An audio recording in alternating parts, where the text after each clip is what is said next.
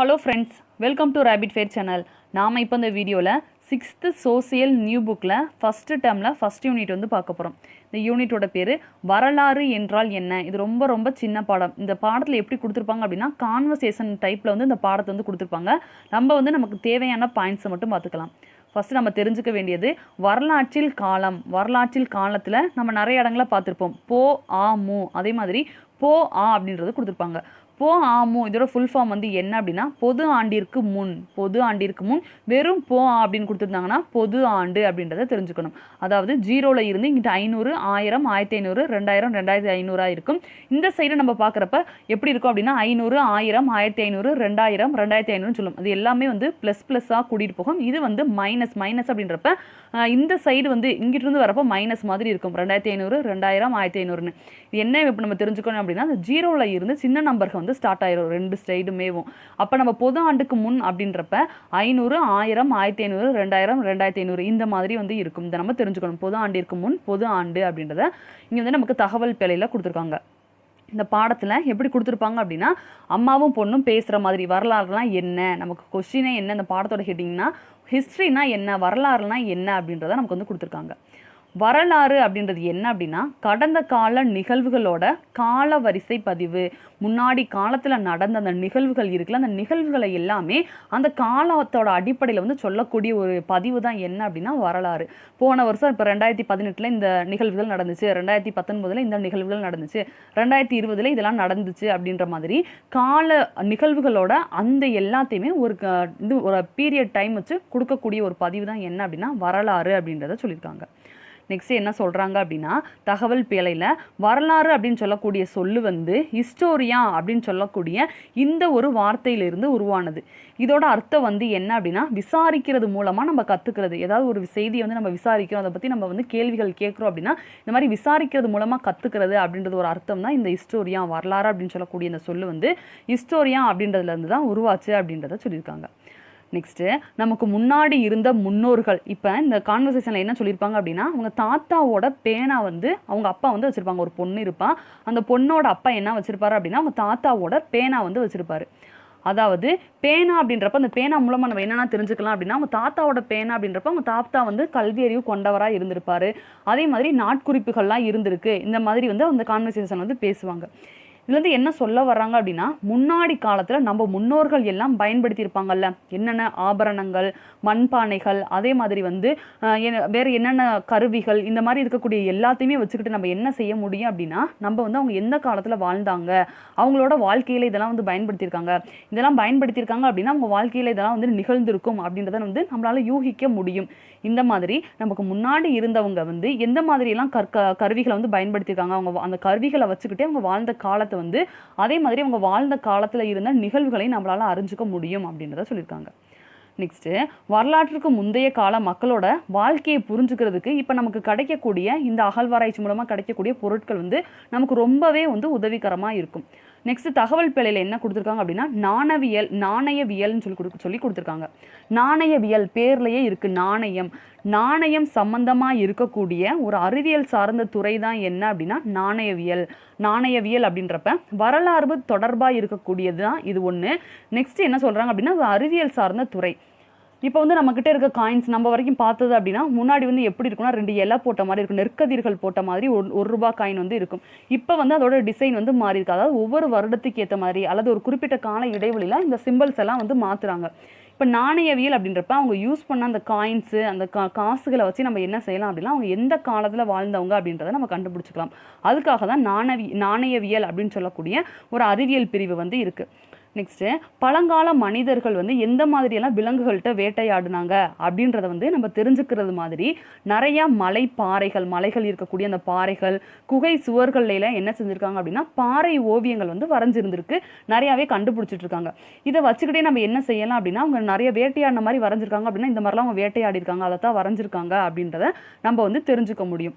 இன்னும் எப்படியெல்லாம் யார் இந்த டயக்ராமை வரைஞ்சிருப்பா, யார் அந்த ஓவியத்தை வரைஞ்சிருப்பாங்க அப்படின்னு சொல்லி நம்ம யோசிக்கிறப்ப ஒரு சிலர் வந்து வேட்டைக்கே போக முடியாமல் ஒரு சிலர்லாம் இருப்பாங்க. வேட்டைக்கே போக முடியாமல் அல்லது உடல்நிலை சரியில்லாமல் இருக்கலாம், அல்லது பெண்களாக இருக்கலாம், இல்லை வந்து வேட்டையாட தெரியாதவங்க, இந்த மாதிரி இருக்கக்கூடியவங்க எல்லாமே என்ன செஞ்சுருப்பாங்கன்னா குகைக்குள்ளேயே இருந்திருப்பாங்க. அவங்கள்ட்ட வந்து சொல்கிறதுக்காக என்ன செஞ்சுருப்பாங்க அப்படின்னா வேட்டைக்கு போயிட்டு வந்தவங்க வரைஞ்சி வந்து காமிச்சிருக்கலாம், இந்த மாதிரிலாம் நாங்கள் வேட்டையாடணும் அப்படின்னு சொல்லி வரைஞ்சு அவங்களுக்கு வந்து எக்ஸ்பிளைன் பண்ணியிருந்திருக்கலாம், அதுக்காக தான் இந்த ஓவியங்கள்லாம் வந்திருக்கலாம் அப்படின்றத வந்து சொல்லியிருக்காங்க. நெக்ஸ்ட் இங்கே நம்ம இன்னொன்று தெரிஞ்சுக்க வேண்டியது என்ன அப்படின்னா, நமக்கு தொல்பொருள் ஆதாரங்கள் வந்து கொடுத்துருக்காங்க. நமக்கு கிடைக்கக்கூடிய பானை, பொம்மை, அதே மாதிரி அணிகலன்கள், நிறைய நினைவு சின்னங்கள் வந்து இருக்குது. மடங்கள், ஸ்தூபிகள், கோயில்கள், கோட்டைகள், அரண்மனைகள், இந்த மாதிரி நிறையா இருக்குது. அதே மாதிரி என்ன அப்படின்னா நிறைய பாடல்கள் இருக்குது, இலக்கிய சான்றுகள் அப்படின்றப்ப நமக்கு நிறையா மத சார்பற்ற இலக்கிய நூல்களே நமக்கு வந்து நிறையா கிடச்சிருக்கு. இதை வச்சே நம்ம என்ன செஞ்சுக்கலாம் அப்படின்னா வரலாற்றினை பற்றின நம்ம வந்து நிறைய உண்மைகளை தெரிஞ்சுக்க முடியும் அப்படின்றத கொடுத்துருக்காங்க. நெக்ஸ்ட் என்ன சொல்கிறாங்க அப்படின்னா, வரலாற்றுக்கு முந்தைய காலம் அப்படின்றது என்ன அப்படின்னா கற்கருவிகளை வந்து அவங்க பயன்படுத்தியிருக்காங்க. நமக்கு தெரியும், முன்னாடி வாழ்ந்த முன்னோர்கள் வந்து கற்கருவிகளை வந்து பயன்படுத்தியிருக்காங்க. அதுக்கும் எழுத படிக்க தெரிஞ்சிருப்பாங்க. இந்த 2 காலத்திற்கும் இடைப்பட்ட காலத்தை தான் என்ன சொல்கிறாங்க அப்படின்னா வரலாற்றுக்கு முந்தைய காலம். வரலாற்றுக்கு முந்தைய காலம் அப்படின்றது கற்கருவிகளை அவங்கள பயன்படுத்தினதுக்கும் எழுத்து முறைகளை அவங்க வந்து கண்டுபிடிச்ச நம்ம எழுத்து முறைகளை வந்து நம்ம கண்டுபிடிச்சிருக்கோம்ல, அது 2க்கும் இடைப்பட்ட காலம் தான் வரலாற்றுக்கு முந்தைய காலம் அப்படின்றத சொல்லியிருக்காங்க. நெக்ஸ்ட்டு தொல்லியல் அடையாளங்களாக இருக்கக்கூடிய கற்கருவிகள், அவங்க பயன்படுத்தின கருவிகள், புதை படிவங்கள், பாறை ஓவியங்கள், இதில் எல்லாத்துல இருந்துமே நம்ம நிறையா வந்து இவங்க இந்த காலம் இந்த மாதிரி இவங்களாம் இதை வச்சு இந்த மாதிரி யூஸ் பண்ணியிருப்பாங்க அப்படின்றத நம்மளால் தெரிஞ்சுக்க முடியுது அப்படின்றத கொடுத்துருக்காங்க.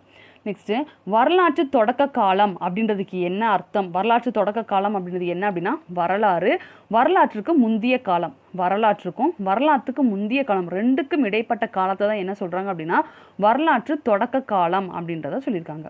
நெக்ஸ்ட்டு இந்த காலத்தில் என்னென்னலாம் எழுதியிருக்காங்களோ அந்த பதிவுகளை எல்லாமே நமக்கு கிடச்சிருக்கிறத வச்சு நம்ம வந்து அவங்க எந்த மாதிரி இருந்திருக்காங்க அப்படின்றத வந்து நம்ம என்ன செஞ்சுக்கலாம்னா தெரிஞ்சுக்க முடியும். அவங்க வச்சுருக்கக்கூடிய கருவிகளை வச்சு நம்ம என்னென்னா தெரிஞ்சுக்க முடியும் அப்படின்றத கொடுத்துருக்காங்க. நெக்ஸ்ட் இங்கே நம்ம கொடுத்துருக்க டயக்ராமில் பண்டைய மனிதர்கள் குகைகளில் வாழ்ந்தப்ப எந்த மாதிரியெல்லாம் வந்து ஓவியங்கள் வரைஞ்சாங்க அப்படின்றத வந்து நமக்கு வந்து காமிக்கிற மாதிரி ஒரு வந்து கொடுத்துருக்காங்க, எந்த மாதிரி வேட்டையாடினாங்க அப்படின்னு. இந்த மாதிரி நம்ம வந்து தெரிஞ்சுக்கிறதுக்கு கூட இந்த ஓவியங்கள்லாம் இருந்திருக்கலாம் அப்படின்றதையும் சொல்கிறாங்க. இந்த அனிமல்ஸ் படம்லாம் வரைஞ்ச மாதிரி நமக்கு வந்து ஒரு படம் வந்து கொடுத்துருக்காங்க. நெக்ஸ்ட்டு அந்த காலத்தில் வாழ்ந்த முன்னோர்கள் எல்லாருமே அவங்களோட முக்கிய தொழிலாக ஒரு தொழிலை வந்து வச்சுருந்தாங்க. வேளாண்மை வர்றதுக்கு முன்னாடியே வேட்டையாடுறதை வந்து என்ன செஞ்சாங்க அப்படின்னா ஒரு தொழிலாக வந்து வச்சுருந்தாங்க. வேட்டையாடுதல் அப்படின்றப்ப அவங்க வந்து கண்டிப்பாக வந்து ஒரு பாதுகாப்பான சூழலில் வந்து வாழ்ந்திருக்க மாட்டாங்க. வேளாண்மைக்கு முன்னாடி வேட்டையாடுறது இந்த மாதிரி நிறையா தொழில்களை வந்து அவங்களோட முக்கியமான தொழிலாக வந்து வச்சுருந்தாங்க. அப்போ வந்து அவங்க பாதுகாப்பான ஒரு சூழலில் வந்து வாழலை. அப்படி அவங்க வாழ்ந்துட்டு இருந்த குகைகளுக்குள்ளே வந்து ஏதாவது ஒரு கொடுமையான ஒரு விலங்கு வந்து போயிருச்சு அப்படின்றப்ப என்ன ஆயிருக்கும் அப்படின்னா அவங்களால வந்து அந்த விலங்கு வந்து எப்படி அட்டாக் பண்ணணும் அப்படின்றதே அவங்களுக்கு வந்து அப்போ வந்து ஸ்டார்டிங்கில் தெரிஞ்சிருக்காம இருந்திருக்கும். அதுக்காக தான் என்ன செஞ்சுருப்பாங்க அப்படின்னா நாய்கள்லாம் வளர்க்க ஆரம்பிச்சிருக்காங்க அப்படின்றத சொல்லியிருக்காங்க. அதாவது முன்னாடி இருந்த மக்கள் வந்து பாதுகாப்பாக வாழ்ந்திருக்க மாட்டாங்க. இப்போ வந்து நம்ம வீட்டுக்குள்ளே இருக்கோம், கதவு நிறைய கிரில் கிட்ட அதெல்லாம் போட்டு உள்ளே இருக்கும், அது என்ன சொல்கிறது நம்ம பாதுகாப்புக்கு நாயும் வளர்க்குறோம். ஆனால் அப்போ வந்து வீடு இருக்காது, குகை மட்டும்தான் இருக்கும். அந்த குகைக்குள்ளே இவங்க மட்டும் போக முடியாது, விலங்குகளுமே போகும். இந்த மாதிரி போகக்கூடிய பட்சத்தில் விலங்குகள் வந்து நிறையா அட்டாக்கெல்லாம் பண்ணியிருக்கும். அப்படி ஒரு சமயத்தில் தான் என்ன நடந்திருக்கு அப்படின்னா நாய்கள் வந்து அந்த விலங்குகள் வரக்கூடிய அந்த உணர்வுகளை வந்து உணர்ந்துக்கிட்டு குறைக்க ஆரம்பிச்சிருக்கு, மோப்ப சக்தி மூலமாக குறைக்க ஆரம்பிச்சிருக்கு. இதை தெரிஞ்சுக்கிட்ட அந்த ஆதி மனிதர்கள் என்ன செஞ்சுருக்காங்க அப்படின்னா அவங்களோட பாதுகாப்புக்காக நாய்களை வந்து பழக்கி அவங்களோட பாதுகாப்புக்காக வச்சுக்கிட்டாங்க. அதே மாதிரி எங்கேயெல்லாம் வேட்டையாட போகிறாங்களோ அப்பையும் கூட்டிகிட்டு போயிருக்காங்க, வேட்டையாடுறதுக்கும் நாய்களை பயன்படுத்தியிருக்கலாம் அப்படின்றத சொல்லியிருக்காங்க. நெக்ஸ்ட் தகவல் பேழையில் கல்வெட்டியலை பற்றி கொடுத்துருக்காங்க. கல்வெட்டுகளில் பதிவு செய்யப்பட்ட செய்திகளை ஆராயறதுக்குன்னே இருக்கக்கூடிய ஒரு துறை தான் கல்வெட்டியல். கல்வெட்டில் இருக்கக்கூடிய பதிவுகளை ஆராய்ந்து பார்க்குறதுக்காகவே இருக்கக்கூடிய ஒரு துறை தான் கல்வெட்டியல் அப்படின்றத கொடுத்துருக்காங்க. நெக்ஸ்ட் உங்களுக்கு தெரியுமா என்ன கொடுத்துருக்காங்க அப்படின்னா தம்மா அப்படின்னு சொல்லக்கூடிய ஒரு பிராகிருத சொல்லை பற்றி கொடுத்துருக்காங்க. தர்மா, இந்த சமஸ்கிருதத்தில் இந்த வார்த்தையை எப்படி சொல்லுவாங்க அப்படின்னா தர்மா அப்படின்னு சொல்லுவாங்க. இது நம்ம தம்மா அப்படின்னு பிராகிருத சொல்லுவாங்க. சமஸ்கிருதத்தில் தர்மா அப்படின்னு சொல்லுவாங்க. இந்த தர்மான் தம்மா இதோட அர்த்தம் வந்து என்ன அப்படின்னா அறநெறி. தர்மா அப்படின்னு சொல்லக்கூடிய சமஸ்கிருத அந்த வார்த்தையோட அர்த்தம் வந்து அறநெறி அப்படின்றத கொடுத்துருக்காங்க. நெக்ஸ்ட்டு தெரிந்து தெரிந்து கொள்வோம்ல என்ன கொடுத்துருக்காங்க அப்படின்னா வலிமை மிக்க பேரரசர் அசோகரை பற்றி கொடுத்துருக்காங்க. அசோகர் அவரை பற்றி நிறைய முக்கியமான பாயிண்ட்ஸ் வந்து கொடுத்துருக்காங்க. ஃபஸ்ட்டு ஒன்று, பண்டைய காலத்தில் இருந்த இந்திய அரசர்களில் பேரோடையும் புகழோடையும் வாழ்ந்த ஒரு அரசர்னா அசோகர். பேரோடையும் புகழோடையும் வாழ்ந்த பண்டைய கால இந்திய அரசர் அப்படின்றப்ப அசோகர் வந்து ஒரு மெயினான ஆளாக வந்து இருக்கார். இவர் வந்து இவரை பற்றி சொல்லணும் அப்படின்னா மெயின் பாயிண்ட்டே வந்து இவரோட ஆட்சியில் தான் வந்து புத்த மதம் வந்து ஆசியா கண்டம் முழுவதுமே நிறைய பகுதிகளுக்கு வந்து பரவுச்சு. நம்ம இருக்கக்கூடிய கண்டம் வந்து ஆசியா கண்டம். ஆசியா கண்டத்தில் நிறையா பகுதிகளுக்கு புத்த மதம் வந்து பரவுனதுக்கு யாரோட ஆட்சி காலம் முக்கிய காரணம் அப்படின்னா அசோகரத ஆட்சி காலம் முக்கியமான காலம் அப்படின்றத சொல்லியிருக்காங்க. இவர் தான் வந்து எந்த போரை வந்து மேற்கொண்டாரு, எந்த போரில் வந்து இவர் ஈடுபட்டார் அப்படின்னா கலிங்க போர் அப்படின்னு சொல்லக்கூடிய ஒரு போரில் வந்து இவர் வந்து ஈடுபட்டிருப்பார். இந்த மாதிரி இந்த போரில் வந்து நிறையா உயிர்கள் வந்து செத்து போயிடும், நிறையா பேர் வந்து இறந்து போயிடுவாங்க, நிறைய விலங்குகள்லாம் செத்து போயிடும். இந்த மாதிரி நிறையா பேர் இறந்ததை பார்த்த இவர் வந்து என்ன செஞ்சிட்டாரு அப்படின்னா அதுக்கப்புறம் போர் செய்கிறதையே விட்டுட்டாரு அப்படின்ற ஒரு முக்கியமான ஒன்றையும் நம்ம தெரிஞ்சுக்கணும். கலிங்க போருக்கு பின்னாடி இவர் வந்து போர் செய்கிறதே வந்து விட்டுட்டார். நெக்ஸ்ட் என்ன செஞ்சுட்டாரு அப்படின்னா இந்த போர், இந்த அரசர்னா ஒரு போர் வந்து மேற்கொள்ளணும். இந்த போரை கைவிட்டதுக்கு அப்புறமா புத்த சமயத்துக்கு இவர் மாறிட்டு அதுக்காகவே புத்த சமயத்தை பரப்புறது, அமைதி அறத்தை வந்து மக்கள்கிட்ட கொண்டு போகணும் அப்படின்றதுக்காகவே இவர் வந்து இவரோட வாழ்க்கையை ஃபுல்லாக அர்ப்பணிச்சிருக்காரு. நெக்ஸ்ட்டு பொதுமக்களுக்கு இவர் செஞ்ச சேவை எல்லாமே மக்களுக்கு வந்து எப்படி இருந்திருக்கு அப்படின்னா ஒரு முன்மாதிரியாக இருந்திருக்கு. இவரோட சேவைகள் எல்லாமே மக்களுக்கு முன்மாதிரியாக இருந்திருக்கு அப்படின்றத சொல்லியிருக்காங்க. முக்கியமான ஒரு பாயிண்ட் என்ன அப்படின்னா வெற்றிக்கு பின்னாடி, அதாவது போரில் வந்து வெற்றி பெற்றுட்டாங்க அப்படின்னா அடுத்த ஒரு போர் கண்டிப்பாக வந்து மேற்கொள்வாங்க, அடுத்த ஒரு இடத்த வந்து பிடிக்கணும்னு. ஆனால் ஒரு போரில் வெற்றி பெற்றதுக்கு அப்புறமா அடுத்து வந்து போரே வேணாம் அப்படின்னு சொல்லி போரை துறந்த முதல் அரசர்னா யார் அப்படின்னா அசோகர் அப்படின்றத சொல்லியிருக்காங்க. நெக்ஸ்ட்டு இந்த உலகத்திலேயே ஃபஸ்ட்டு விலங்குகளுக்கு அப்படின்னு சொல்லி ஒரு தனி மருத்துவமனை, இப்போ நம்ம வந்து வெட்டினரி அப்படின்னு சொல்லி நம்ம விலங்குகளுக்குன்னு சொல்லி நம்ம தனி ஹாஸ்பிட்டல் அதுக்குன்னு சொல்லி தனி டாக்டர்ஸ் எல்லாம் இருக்காங்க. ஆனால் இதை ஃபஸ்ட்டு கொண்டு வந்தது யார் அப்படின்னா இந்த அசோகர் அப்படின்றத சொல்லியிருக்காங்க. நெக்ஸ்ட்டு இவர் வந்து உருவாக்குன சாலைகளை வந்து நம்ம இன்னைக்கு வரைக்குமே பயன்படுத்திட்டு இருக்கோம். இவர் காலத்தில் போட்ட நிறைய ரோடு வந்து இப்போ வரைக்குமே பயன்பாட்டில் இருக்கிறதாகவும் சொல்லியிருக்காங்க. நெக்ஸ்ட்டு நம்ம தேசிய கொடியில் வந்து என்ன இருக்கும், 3 நிறங்கள் வந்து இருக்கும். இதில் வெள்ளை நிறத்தில் இருக்கக்கூடிய அந்த சென்ட்ரு இடத்துல என்ன இருக்கும்னா 24 ஆரம் கொண்ட ஒரு சக்கரம் வந்து இருக்கும். இது எல்லாருக்குமே தெரிஞ்சவங்க. 24 ஆரம் இருக்கக்கூடிய ஒரு சக்கரம் வந்து நம்மளோட தேசிய கொடியில் இருக்கும். இந்த 24 ஆரக்கால் சக்கரம் யாரோட கல் தூணில் இருந்து எடுத்திருக்காங்க அப்படின்னா இந்த அசோகர் செஞ்ச ஒரு கல் தூணில் இருந்து தான் இந்த 24 ஆரம் கொண்ட அந்த ஒரு சக்கரத்தை வந்து எடுத்திருக்கதா சொல்லியிருக்காங்க. நம்ம தேசிய கொடியில் இருக்கக்கூடிய அந்த 24 ஆரம் கொண்ட அந்த சக்கரம் வந்து அசோகர் நிறுவன ஒரு கல் தூணில் இருந்து தான் நம்ம வந்து எடுத்திருக்கோம். அவரோட ஒரு முத்திரை தான் வந்து நம்ம எடுத்து யூஸ் பண்ணிட்டு இருக்கோம் அப்படின்றத சொல்லியிருக்காங்க. இதில் இருந்தே அசோகர் வந்து எவ்வளவு ஒரு முக்கியத்துவம் வாய்ந்தவர், எவ்வளவு ஒரு முக்கியத்துவத்தில் இடம் பெற்றிருக்காரு அப்படின்றத தெரிஞ்சுக்கணும். நெக்ஸ்ட்டு இவ்வளோ சிறப்புகள்லாம் இருக்கக்கூடிய இந்த அசோகரை பற்றின தகவல்கள், அதே மாதிரி வரலாற்று பக்கங்கள், வரலாறை பற்றி இவரை பற்றி பார்க்குறப்ப 20ஆம் நூற்றாண்டு வரைக்கும் இவரை பற்றி எந்த ஒரு எதுவுமே இல்லை, எந்த ஒரு இன்ஃபர்மேஷன்ஸுமே இல்லை. 20ஆம் நூற்றாண்டு வரைக்கும் இவரோட இன்ஃபர்மேஷன்ஸ் எதுவுமே வந்து கிடைக்கல அப்படின்றத சொல்லியிருக்காங்க. நெக்ஸ்ட்டு வரலாற்று ஆய்வாளர்களாக இருக்கக்கூடிய வில்லியம் ஜோன்ஸ், ஜேம்ஸ் பிரின்சப், அதே மாதிரி அலெக்சாண்டர் கன்னிங்காம், இவங்க எல்லாருமே என்ன செஞ்சுருக்காங்க அப்படின்னா வரலாற்று ஆய்வுகளை வந்து நிறையா மேற்கொண்டிருக்காங்க. இந்த மாதிரி இருக்கக்கூடிய ஆய்வாளர்கள் நிறையா வரலாற்று ஆய்வுகள் மூலமாக இவங்க என்ன செஞ்சுருக்காங்க அப்படின்னா அவங்க கண்டுபிடிச்ச எல்லாத்தையுமே வரலாற்று சான்றுகளை வந்து சமர்ப்பிப்பாங்கல்ல, அந்த மாதிரி தான் என்ன செஞ்சுருக்காங்கன்னா இவங்க எல்லாரும் சேர்ந்து அசோகரோட சிறப்புகளை எல்லாத்தையுமே வெளி உலகத்துக்கு கொண்டு வந்திருக்காங்க. 20ஆவது நூற்றாண்டு வரைக்கும் இவரை பற்றி நிறையாவது தெரியாமலே போயிருச்சு. அதுக்கப்புறமா வந்து ஆய்வாளர்கள் நிறைய ஆய்வு செஞ்சு இவரோட புகழை வந்து வெளிக்கொண்டு வந்திருக்காங்க அப்படின்றத சொல்லியிருக்காங்க. நெக்ஸ்ட்டு சார்லஸ் ஆலன் அப்படின்னு சொல்லக்கூடிய ஆங்கிலேய எழுத்தாளர் என்ன செஞ்சிருக்காரு அப்படின்னா அசோகர் சம்பந்தமாக இருக்கக்கூடிய எல்லா ஆவணங்கள், இவர் செஞ்ச நல்லது எல்லாத்தையுமே வந்து ஒரு புக்கு மாதிரி வெளியிட்டிருக்காரு அப்படின்றத சொல்லியிருக்காங்க. எல்லா ஆவணங்களையும் சேர்த்து எல்லாத்தையும் தொகுத்து என்ன செஞ்சுருக்காங்க அப்படின்னா சார்லஸ் ஆலன் அப்படின்னு சொல்லக்கூடிய ஒரு ஆங்கிலேய எழுத்தாளர் தான் என்ன செஞ்சிருக்காரு அசோகரை பற்றி ஒரு புக்கு வந்து வெளியிட்டிருக்காரு. அந்த புக்கோட பேர் வந்து என்ன அப்படின்னா ஆங்கிலேய எழுத்தாளர் அப்படின்றப்ப அவர் அந்த புத்தகத்தை வந்து எந்த மொழியில் வெளியிட்டிருப்பாருன்னா ஆங்கில மொழியில் வெளியிட்டிருப்பாரு. அந்த புத்தகத்தோட பேர் the church for the India's last emperor, the church for the India's last emperor அப்படின்றத அந்த புத்தகத்தோட பேர்.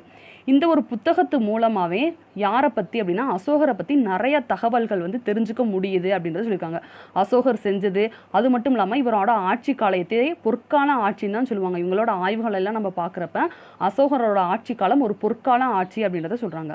நெக்ஸ்ட்டு இவரோட ஆட்சியை பற்றி நம்ம சொல்கிறப்ப இவரோட ஆட்சியில் இருக்கக்கூடிய முக்கியமான சான்றுகள் அப்படின்றப்ப சாஞ்சி தூபியை பற்றி பார்க்கலாம். சாஞ்சி தூபி, அதே மாதிரி சாரநாத் கல் தூண், இதில் இருக்கிறது எல்லாமே வந்து அசோகரோட பெருமையை பெருமையை வெளிக்காட்டக்கூடிய வகையில் வந்து என்ன இருக்குது அப்படின்னா இந்த நினைவு சின்னங்கள் இருக்கிறதா சொல்லியிருக்காங்க.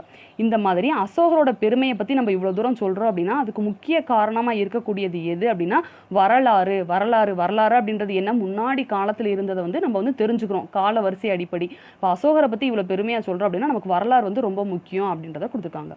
அசோகரை பற்றி கொடுத்துருக்கக்கூடிய இதில் ஒவ்வொரு பாயிண்ட்டுமே ரொம்ப ரொம்ப முக்கியமான பாயிண்ட்டு. யார் வந்து விலங்குகளுக்குன்னு சொல்லி முதல்ல ஒரு தனி மருத்துவமனையை அமைச்சது, அதே மாதிரி போருக்கு பின்னாடி போரையே துறந்த, வெற்றிக்கு பின்னாடி போரையே துறந்த முதல் அரசர்னா அசோகர். இந்த மாதிரி இருக்கக்கூடிய எல்லாமே வந்து முக்கியமான பாயிண்ட்ஸு. நெக்ஸ்ட்டு என்ன கொடுத்துருக்காங்க அப்படின்னா வரலாற்று ஆராய்ச்சிகள் எவ்வளவு முக்கியத்துவம். இப்போ அசோகரை பற்றி இவ்வளோ சொல்கிறோம் அப்படின்னா அப்போ வரலாற்றில் வந்து எவ்வளோ ஆராய்ச்சிகள் வந்து செஞ்சுருக்காங்க, எவ்வளவு வந்து முக்கியத்துவம் வாய்ந்தது அப்படின்றத வந்து நம்ம தெரிஞ்சுக்கிறோம். அப்போ வரலாறு வந்து நமக்கு ரொம்ப முக்கியம் அப்படின்றத கொடுத்துருக்காங்க. நெக்ஸ்ட்டு இந்த வரலாற்று ஆய்வுகள் இந்த முயற்சியால் தான் நம்ம அசோகரை பற்றி இவ்வளவு தெரிஞ்சுக்கிட்டோம், நிறைய உண்மைகளையும் தெரிஞ்சுக்கிறோம். சார்லஸ் ஆலன் வந்து ஒரு புத்தகத்தை வந்து வெளியிடலை அப்படின்னா நமக்கு அசோகரை பற்றி தெரிஞ்சிருக்காது. அசோகரோட சாதனைகள் எல்லாமே வந்து எப்படி போயிருக்கும் அப்படின்னா மறைக்கப்பட்டதாகவே போயிருக்கும். இவர் ஒரு புக்கு எழுதுனால தான் நமக்கு இவரை பற்றி நிறையா தெரிஞ்சிருக்கு அப்படின்றத சொல்லியிருக்காங்க. நெக்ஸ்ட்டு நிறைய கல்வெட்டுகள் இருக்குது, நினைவு சின்னங்கள் இருக்குது, செப்பு பட்டயங்கள் இருக்குது. அதே மாதிரி வெளிநாட்டில் இருந்து நம்ம இந்தியாவுக்கு வந்தவங்க வந்து நிறைய புத்தகம் எழுதியிருப்பாங்க. அதே மாதிரி பயண குறிப்புகள் வந்து எழுதியிருப்பாங்க அவங்க கொடுத்தது. அதே மாதிரி நம்ம நாட்டிலே இருக்கக்கூடிய நாட்டுப்புற கதைகள், இது எல்லாமே வந்து நம்ம வரலாற்று வந்து கட்டமைக்கிறதுக்காகவும் இப்போ இருக்கக்கூடிய வரலாறு பத்தின அந்த செய்திகள் எல்லாத்தையும் மறுசீரமைக்கிறதுக்காகவும் ரொம்பவே ஹெல்ப்ஃபுல்லாக இருக்குது அப்படின்றத கொடுத்துருக்காங்க. வரலாறு அப்படின்றது நமக்கு ரொம்ப வந்து முக்கியம் அப்படின்றத இந்த பாடத்தில் வந்து கொடுத்துருக்காங்க. நெக்ஸ்ட்டு நம்ம என்ன பார்க்க போகிறோம் அப்படின்னா சயின்ஸில் வந்து நம்ம நினைவில் கொள்கைன்னு பார்ப்போம். ஆனால் நம்ம சோசியலில் வந்து மீள்பார்வை அப்படின்னு சொல்லி முக்கியமான பாயிண்ட்ஸ் வந்து கொடுத்துருக்காங்க. ஃபஸ்ட்டு ஒன்று, வரலாற்றுக்கு முந்தைய கால மக்கள்களோட அவங்கள வந்து நம்ம எப்படிலாம் தெரிஞ்சுக்கலாம், வரலாற்றுக்கு முந்தின இருந்த அந்த மக்களோட அந்த வாழ்க்கை முறை, அவங்க என்னென்ன யூஸ் பண்ணாங்க, இதெல்லாமே நம்ம எதை வச்சு தெரிஞ்சுக்கலாம் அப்படின்னா பாறை ஓவியங்கள். இப்போ புதஞ்சு நம்ம நிறைய பொருட்களை வந்து எடுக்கிறாங்க, புதை படிவங்கள், அகழ்வாய்வு பொருட்கள், அதே மாதிரி கற்கருவிகள், இது எல்லாத்தையும் வச்சு அவங்கள பற்றி தெரிஞ்சுக்கலாம் அப்படின்றத சொல்லியிருக்காங்க. நெக்ஸ்ட்டு தொடக்க கால வரலாறு அப்படின்றது என்ன அப்படின்னா வரலாற்றுக்கு முந்தைய காலம், வரலாற்றுக்கு காலம், இந்த ரெண்டுக்கும் இடைப்பட்ட காலத்தை தான் என்ன சொல்கிறாங்க அப்படின்னா தொடக்க கால வரலாறு. வரலாறு அப்படின்னு ஒன்று ஸ்டார்ட் ஆகுதுல, அதுக்கும் வரலாற்றுக்கு முந்தைய காலம் ரெண்டுக்கும் இடைப்பட்ட காலம் தான் தொடக்க கால வரலாறு. நெக்ஸ்ட்டு நாய்களை வந்து என்ன செஞ்சுருக்காங்க அப்படின்னா பழங்கால மனிதர்கள் வந்து பயன்படுத்தியிருக்காங்க. ஃபஸ்ட்டு வந்து பாதுகாப்புக்காக, ரெண்டாவது வந்து அவங்க வேட்டையாடுறதுக்காக வந்து நாய்களை வந்து பழக்கப்படுத்தியிருக்காங்க அப்படின்றத சொல்லியிருக்காங்க. நெக்ஸ்ட்டு பேரரசர் அசோகர் வந்து முக்கியமாக அவரோட வாழ்க்கையில் எதை பின்பற்றினார் அப்படின்னா அமைதி, அறம். இதுவே வந்து மக்களுக்கு வந்து ஒரு பெரிய முன்மாதிரியாக இருக்கிற வகையில் வந்து அசோகருக்கு வந்து இருந்திருக்கு அப்படின்றத சொல்லியிருக்காங்க. எதை பின்பற்றிருக்காரு அப்படின்னா அமைதி மற்றும் அறம். நெக்ஸ்ட்டு நம்ம தேசிய கொடியில் இருக்கக்கூடிய முக்கியமான அந்த ஒரு சக்கரம், ஆரக்கால் சக்கரம், 24 ஆரக்கால் சக்கரம் வந்து எதிலிருந்து எடுக்கப்பட்டது அப்படின்னா அசோகர் நிறுவன சாரநாத் கல்தூன் அப்படின்னு சொல்லக்கூடிய அந்த கல்தூனில் இருக்கக்கூடிய ஒரு லட்சினை அப்படின்றத சொல்கிறாங்க, ஒரு சிம்பல். அதுலேருந்து தான் அந்த அந்த சக்கரத்தை வந்து நம்ம எடுத்திருக்கோம் அப்படின்றத இந்த புத்தகத்தில் வந்து கொடுத்துருக்காங்க. இதுதான் வந்து என்ன அப்படின்னா 6th சோசியல் நியூ புக்கில் ஃபஸ்ட்டு டேர்மில் ஃபஸ்ட் யூனிட். இப்போ நம்ம பார்த்ததுலேருந்து நான் உங்களுக்கு 2 கொஸ்டின் கேட்குறேன். அந்த 2 கொஸ்டினுக்குரிய ஆன்சரையும் இந்த வீடியோக்கு கீழே கமெண்ட்டில் வந்து கொடுங்க. ஃபஸ்ட்டு கொஸ்டின், தர்மா அப்படின்னு சொல்லக்கூடிய சமஸ்கிருத மொழி, தர்மா அப்படின்னு சொல்லி நம்ம சமஸ்கிருத மொழியில் வந்து படிப்போம். இந்த சமஸ்கிருத மொழியில் இருக்கக்கூடிய இந்த தர்மா அப்படின்னு சொல்லக்கூடிய இந்த வார்த்தைக்கு தமிழில் என்ன அர்த்தம், தர்மா அப்படின்றதுக்கு என்ன அர்த்தம் அப்படின்றத ஃபஸ்ட் கொஸ்டின். ரெண்டாவது, வெற்றிக்கு பின்னாடி போரை துறந்த முதல் அரசர் யார், வெற்றிக்கு பின் போரை துறந்த முதல் அரசர் யார், இதுதான் ரெண்டாவது கொஸ்டின். இந்த 2 கொஸ்டினுக்குரிய ஆன்சரையும் இந்த வீடியோக்கு கீழே கமெண்ட்ல வந்து கொடுங்க. இந்த வீடியோ உங்களுக்கு பிடிச்சிருந்தா லைக் பண்ணுங்கள், ஷேர் பண்ணுங்கள், அண்ட் சப்ஸ்கிரைப் பண்ணுங்கள். தேங்க்யூ.